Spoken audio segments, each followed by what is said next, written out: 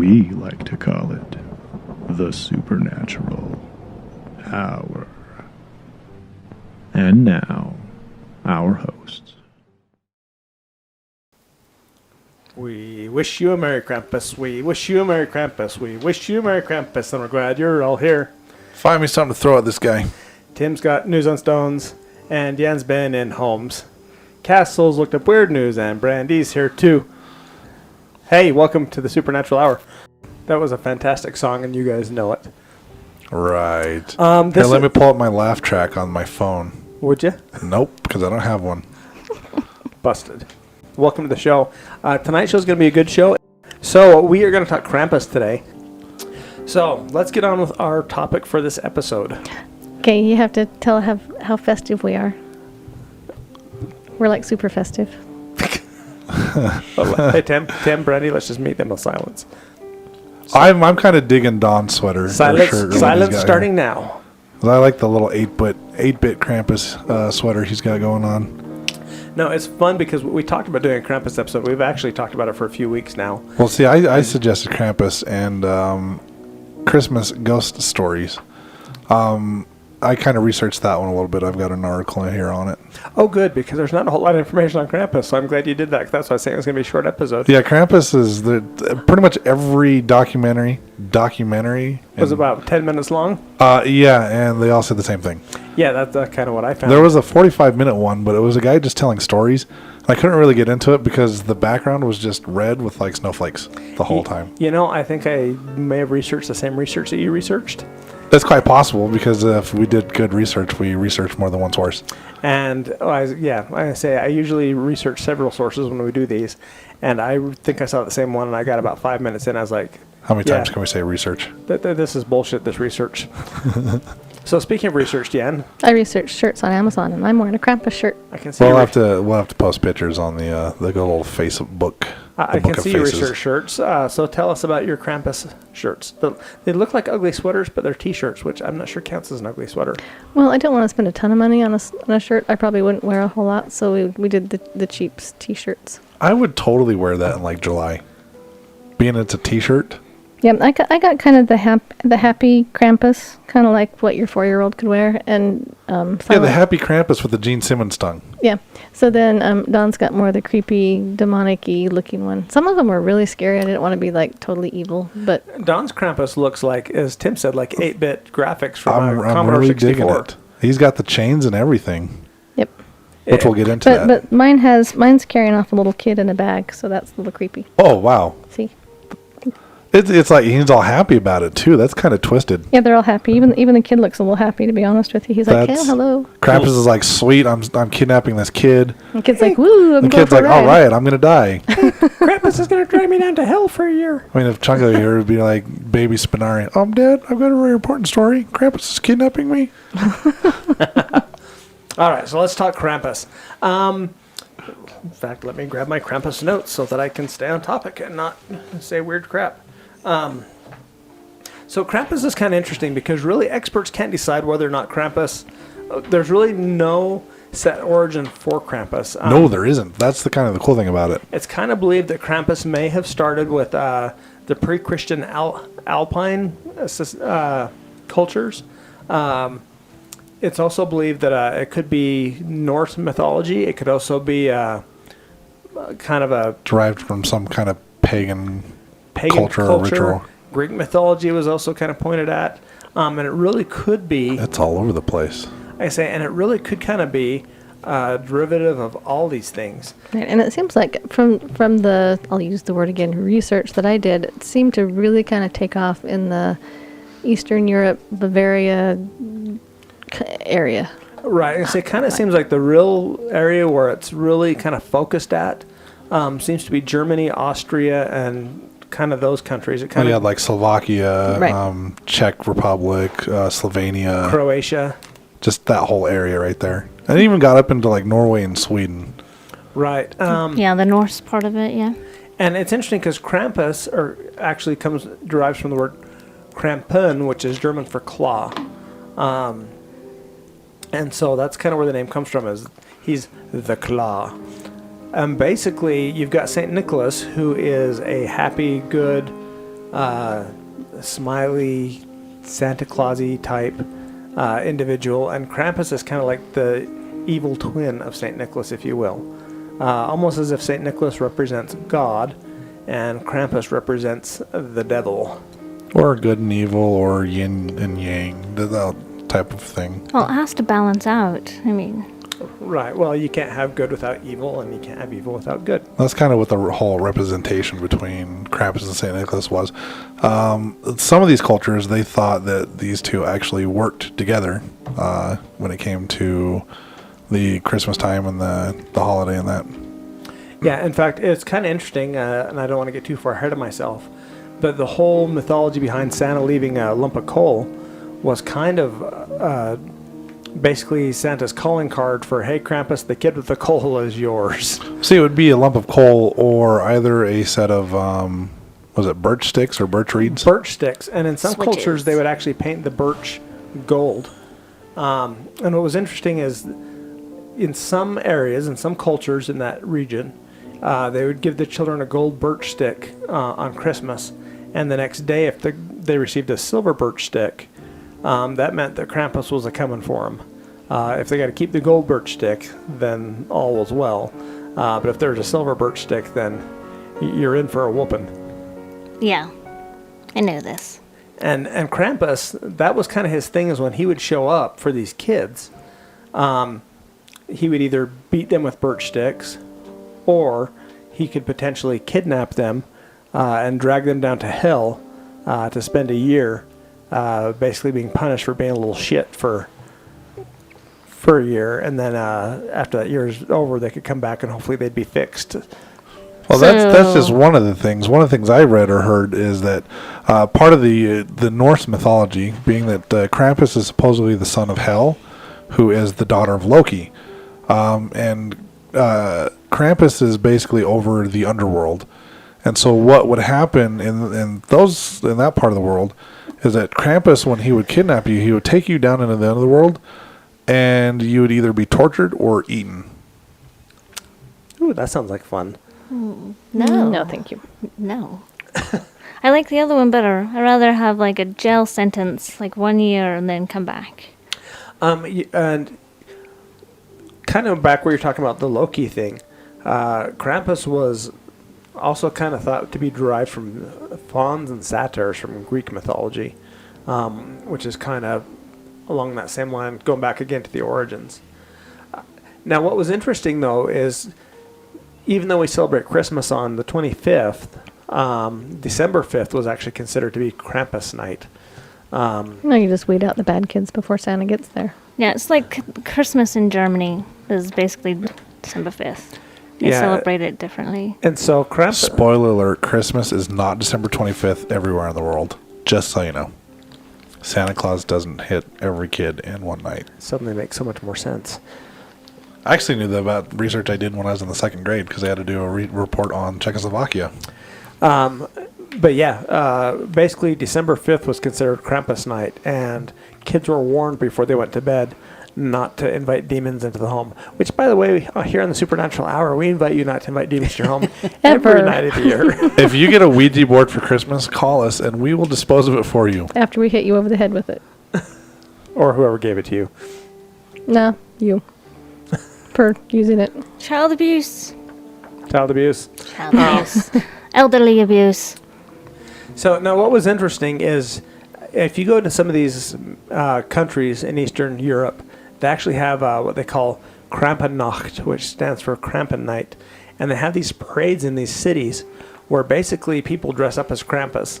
And essentially St. Nicholas leads the parade, but hundreds of people will actually dress up as Krampus.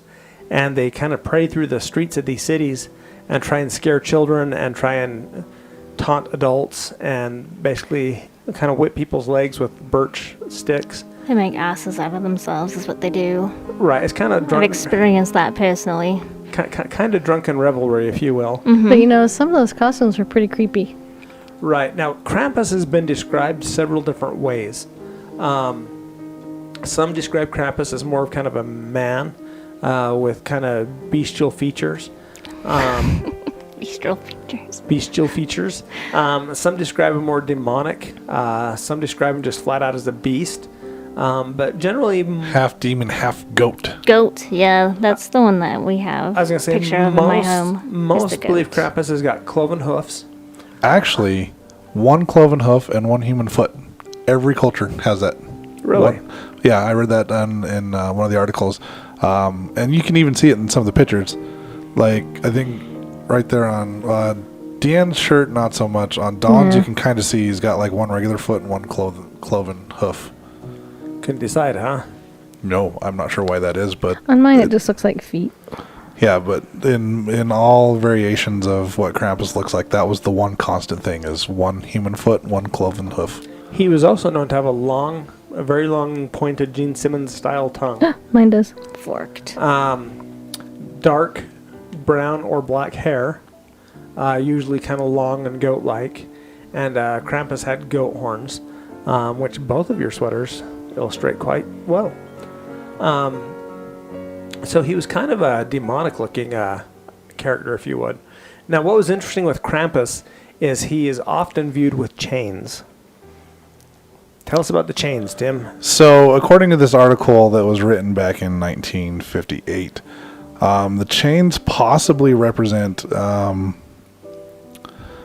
attempt to bind the devil that the Krampus represents.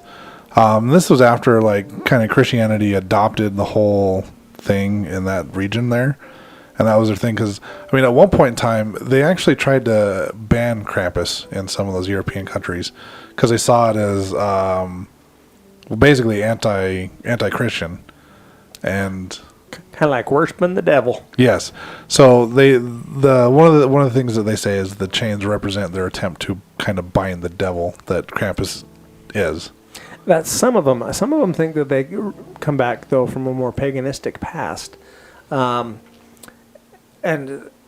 again, kind of going back to the fact that nobody really knows the true origin of Krampus, there is some belief that he originated from some pagan witches' covens, ritualistic rituals, which sounds really redundant. He was summoned, basically, is what happened. Right. In They fact, conjured, they did a conjuring and they used a goat, like an actual goat, as the conduit. So, and then he grew into a man. So that's why some people think that he's half man or half goat or just a beast, because they had to use something to bring him to life.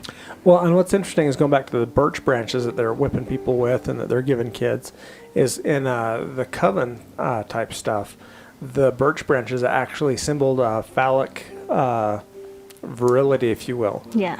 And so it's kind of like a great big dong made out of birch is kind of what those sticks represent, so to speak.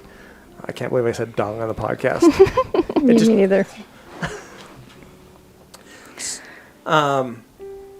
In fact, there's actually a writer who back in the 1950s said, and I'm going to quote him here, he says, "There seems to be little doubt as to his true identity, for in no other form is the full regalia of the horned god of the witches so well preserved. The birch, apart from its phallic significance, may have a connection with the initiation rites of certain witch and covens, rites which entail binding and scourging as a form of mock death. The change could have been introduced in a Christian attempt to bind the devil, but again, they could be a remnant of pagan initiation rites." That's the article I was just quoting.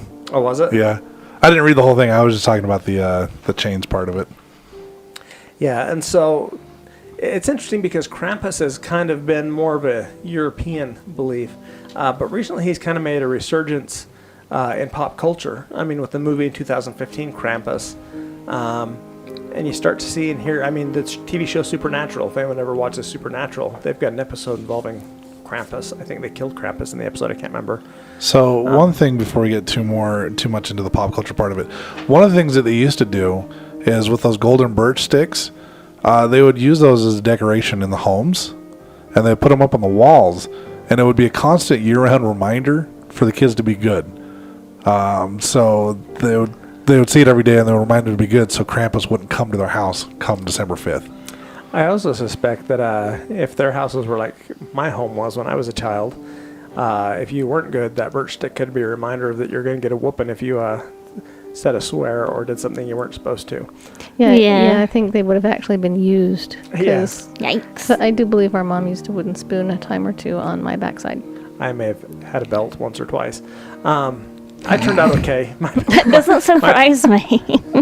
But I can't say much because I've had a belt or two That was or back in the switch or days two. when your parents could spank you Yeah, that was back in the good old days. 70s. I'm old. When America was great, I guess. So that's kind of it on Krampus. So really, to be honest with you, it was surprisingly not a whole lot on Krampus. Is there anything else any of you guys would like to add on Krampus? Yeah, because Annie, my great-great-grandfather, Anton, he was from Austria. And so when Annie came down to be with him, they instilled that in each generation on my grandfather's side. So all of us had to grow up with the whole Krampus thing. And the way that they worked it for us here in America, kind of trying to culturize things. So if we came down from downstairs and we woke up, and if there was a switch in it, there was like a switch at all in our stockings, that means we were bad and we were going to get a whooping. But if we were good, it was filled with candy and money and all kinds of goodies. Peaches got a lot of sticks. No, I didn't. I was a really good kid. So I was I'm- just curious. So did anybody get a stick? I'm curious. A couple of my cousins did one year, but I think it was just because their parents were playing a trick on them just to see how they would react to getting a Switch, but we mostly got candy. Now, if you got a Switch in your sock, you'd be glad because Nintendo makes those. It's a video game system. Sweet, I got a switch. You're so funny. Anyway, so that is Krampus. Now, what was kind of interesting, though, is I did this research. As I was looking into Krampus, I kind of found some old interesting facts about Christmas in general that I'd like to kind of touch on. The Christmas tree itself was actually a Norse tradition during the winter season when food was sparse, and basically that time of year they'd have a big celebration around December 25th where they'd eat a lot of meat. Meat wasn't normally available, but when winter came around, they killed a large portion of their livestock because it was easier to feed fewer livestock than lots of them, and they would just reproduce and have new livestock in the spring. So they'd have these big festivals, and they'd bring in the biggest log they could find. It was called the Yule log, and they'd bring it over the fire, and it would burn, sometimes up to 12 days, because, I mean, it was a humongous log. And while this log burned, the sparks, they would say each spark represented a new sheep or cow that was going to be born the following year, and they would just feast and party and have fun. And they used to bring in an evergreen tree to symbolize life, because winters were so cold and sucky that it was kind of a reminder that, hey, you know, this tree can survive the winter, we can survive the winter, and then it'll be spring again. And so that's kind of where the Christmas tree originally came from.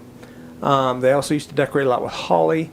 Now, what was interesting is when the Christian religion started to kind of take Europe by storm, they kind of appropriated a lot of the traditions that were already going on in Europe at the time. They decided that Christmas tree stood for everlasting life and attributed it to Christ. And then they started hanging apples on it to represent the Garden of Eden.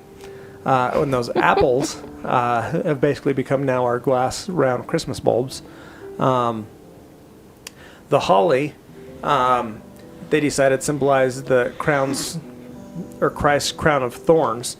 So basically, when Christians took over Europe, they took all these pagan beliefs, all these Norse beliefs, and instead of saying you can't do this anymore, they just kind of like, hey, that thing you guys believe about the thing now means this instead. And so they just kind of appropriated cultural things that were still there. Now, Christmas in England, up until 1652, was kind of a riotous party. Basically, peasants could show up at the Lord's house and for a day or two eat his food, kind of be in charge, and the Lord just had to kind of suck it. And if they didn't, they basically got a trick, kind of like trick or treat. Yep. They would, you know, play pranks on the Lord and do mean things if he didn't basically go by it. And you're not meaning the Lord Jesus Christ, you're meaning the Lord of the Manor. The Lord of the Manor. There you go. In 1652, Oliver Cromwell, when they deposed the monarchy, they actually outlawed Christmas in England for a number of years. But we celebrate it anyway. Right, and people would kind of celebrate it on the side. In the Americas, when the Americas first were colonized, the Puritans were like, yeah, we're not doing Christmas. And so Christmas kind of creeped back in around the early 1800s. And St. Nicholas became Santa Claus, and Krampus kind of went by the wayside. They didn't like him because he wasn't a happy thing. So they got rid of the Well, Krampus they're too busy drowning people and hanging them. for being witches and staking vampires. Well, They technically, didn't have time for a bad guy that stole children. They had to hunt down the witches. And interestingly enough, American Christmas is kind of it's Hallmark. well, but it's kind of gone worldwide at this point. We've kind of Yeah, spread that commercialism everywhere. right. But before that, like pagan, that all came first. So it was basically a political battle between the pagans and Christianity. And they kind of just decided to line up all the Christian holidays with all the pagan solstices. And that's why we have Christmas on the 25th. It's because it's the pagan holiday for the winter solstice. Right. They actually just kind of, again, appropriated all the pagan holidays. Yeah, it was a political move to gain members into the church and what have you. So when the witches were celebrating Samhain, the Christians were, oh, it's All Saints' Day. You're celebrating with us. It's not what we're doing at all. Yes, you are. It just so happens, that whole thing. Exactly. So there's your history of Krampus and a brief history of Christmas. I think Castle and Tim should sing again. What do you want us to sing? I don't know. Pick something. It's the most wonderful time of the year. I was going to go with Stairway to Heaven, but Oh, I'm sorry. We're on a highway to hell. na na na na na. That's a Okay, Christmas song, Donations for music lessons can be sent to. All right. Well, we're going to call that a slightly shorter right? episode than Rocking usual. around the Christmas tree. Have a happy holiday. And do Rudolph. Rudolph the red-nosed reindeer. Do Krampus. Krampus the goat horn demon. Had a very hairy back. And if you looked and saw it, there were kids inside that sack. Oh, Jesus. That's awesome for just coming up with that on the top of your head. All Good right, job. everybody. Thanks a bunch. Merry Christmas. Thanks, everybody. Feliz Navidad. You've been listening to the Supernatural Hour at AdvancedParanormal.com.